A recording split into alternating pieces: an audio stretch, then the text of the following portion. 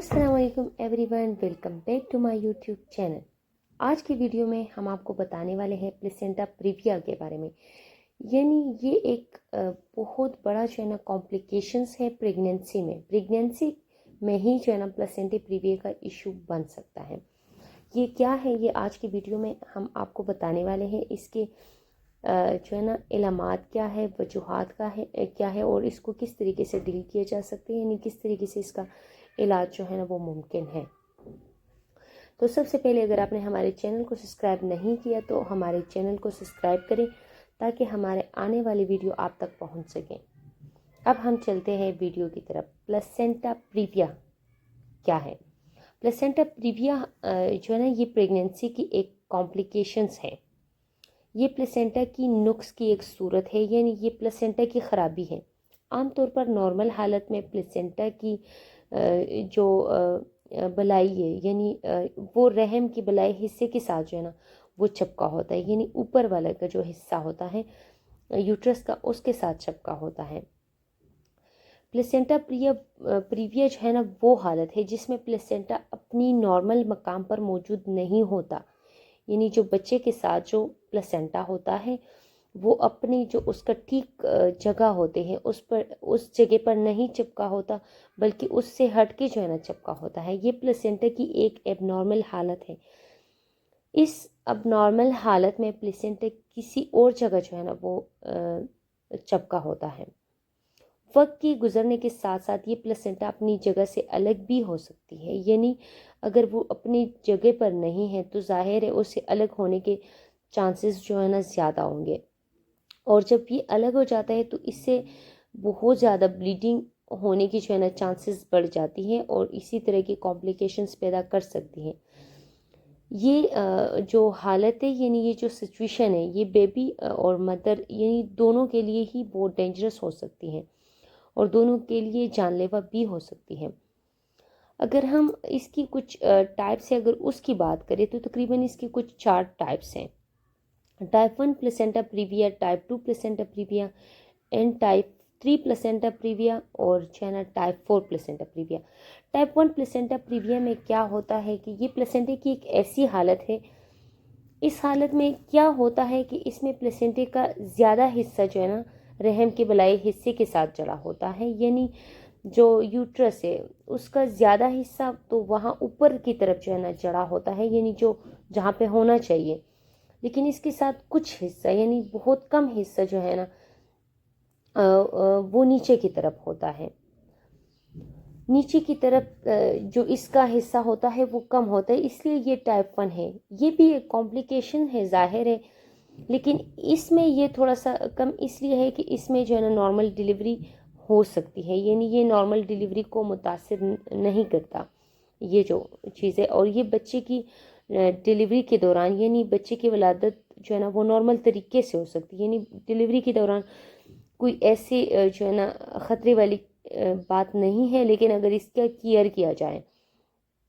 और इसी दौरान जो है ना पेशेंट्स, यानी प्लेसेंटा प्रीविया का अगर टाइप 1 है तो इसी दौरान वो बेबी 8 जो है ना 8 मंथ या 9 मंथ जो है ना वो पूरे कर सकता है,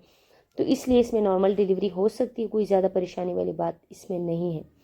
अब अगर टाइप 2 प्लेसेंटा प्रीविया की बात करें तो ये भी प्लेसेंटा की जो है ना एक ख़राबी है, मतलब उसकी सूरत है ख़राबी की। और प्लेसेंटा प्रीविया की एक सूरत ये ऐसी है कि इसमें प्लेसेंटा का ज़्यादा हिस्सा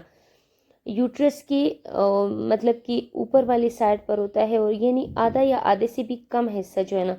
वो रहम की जो यानी यूट्रस का जो मुंह है उसके करीब होता है। इस पेचीदगी की कैफियत जो है ना वो ये होती है कि अगर प्लेसेंटा सामने वाली दीवार से कुल्ली तौर पर चिपकी हो तो नॉर्मल डिलीवरी हो सकती है, यानी अगर दीवार के साथ हो। और अगर ऐसा ना हो तो कुछ ऐसी पेचीदगियाँ भी आ सकती हैं, यानी अगर वो थोड़ा सा जो बच्चेदानी का मुंह है उसकी तरफ आया हुआ हो और उसकी ख़राबी की वजह से अगर जरियानी खून हो, यानी ब्लीडिंग का दरमियाने दर्जा हो, यानी बहुत कम ब्लीडिंग हो, तब भी जो है ना ये टाइप 2 है चूँकि, तो ये भी एक ख़तरनाक हालत है। यानी ये جو ہے نا خطرناک حالت اس لیے ہے کہ اس میں چلو نارمل ڈیلیوری کے پھر بھی چانسز ہوتے ہیں، لیکن اس میں پیشنٹ شوق میں جا سکتے ہیں اگر کسی طرح بچے کو آکسیجن کی سپلائی جو ہے وہ کم ہو جائے تو بچے کی بھی جان جا سکتی ہے۔ لیکن یہ جو ہے نا تھوڑا سا ٹائپ 2 ہے تو اس میں بھی نارمل ڈیلیوری کی چانسز ہے۔ لیکن اب ہم بات کرتے ہیں ٹائپ 3 پلیسنٹا پریویے کے بارے میں۔ یہ بھی پلیسنٹا پریویے کی ایک صورت ہے، یہ پہلے دونوں حالتوں میں زیادہ خطرناک صورت ہے۔ اس میں جو ہے نا پلیسنٹا یعنی جو یوٹرس ہے اس کی او ایس سے جو ہے نا جڑا ہوتا ہے، یعنی جو یوٹرس کا منہ اس کے ساتھ ہی جڑا ہوتا ہے۔ اس میں جو ہے نا اس نے جو یوٹرس ہے اس کا جو منہ ہے وہ ڈام کے رکھا ہوتا ہے اور باقی ایک طرف ہوتا ہے باقی پلیسنٹا، اور یہ خطرناک صورت ہے۔ ظاہر ہے اس میں رحم کے پلو کی وجہ سے پلیسنٹا رحم سے جدا ہونے کا خطرہ بہت زیادہ ہوتا ہے، یعنی کسی بھی وقت جو ہے نا پلیسنٹا جو ہے وہ یوٹرس سے جدا ہو سکتا ہے، الگ ہو سکتا ہے، اور اگر ایسا نہ ہو تب بھی جو ہے نا خطرناک ایک ڈینجرس قسم کی جو ہے نا بلیڈنگ پیشنٹس کو ہو سکتی ہے۔ اور ظاہر ہے اس میں جو ہے نا اگر پیشنٹس کو بہت زیادہ بلیڈنگ سٹارٹ ہو گئی تو پیشنٹس کی بھی جان جا سکتی ہے اور جو بیبی ہے اس کی بھی جان جا سکتی ہے، بے شک وہ یعنی اس کی جو بیبی ہے یعنی اس کا بے شک چوتھا مہینہ ہو، پانچواں چھٹا ساتواں آٹھواں، تو یعنی بلیڈنگ جیسے ہی سٹارٹ ہو جائے تو اس میں جو ہے نا مدر اور جو بیبی ہے اسے جو ہے نا جان کا خطرہ ہو سکتا ہے۔ ایسے حالت میں بعضوں کا تقریباً زیادہ پیشنٹس کی ڈیتھ بھی ہو جاتی ہے اسی وجہ سے، پلیسنٹا پریویے کی وجہ سے۔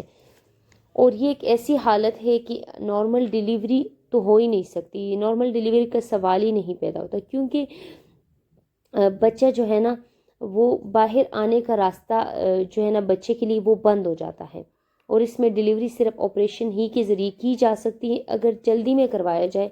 تو بچے کی جان کو بچایا جا سکتا ہے، لیکن اگر تھوڑی سی بھی اس میں دیر ہو جاتی ہے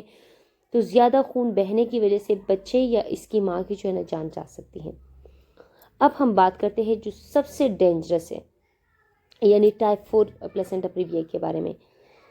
یہ پلیسنٹا پریویے کی آخری اور خطرناک جو ہے نا صورتیں ہیں، یعنی اس میں پلیسنٹا یوٹرس کی منہ کے اوپر موجود ہوتی ہے، یعنی جو یوٹرس کا منہ ہے، بچہ دانی کا جو منہ ہے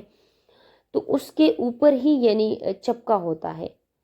اس نے منہ کو جو ہے نا پوری طریقے سے ڈام کے رکھا ہوتا ہے۔ اس طرح کی حالت میں پلیسنٹے کا الگ ہو جانے اور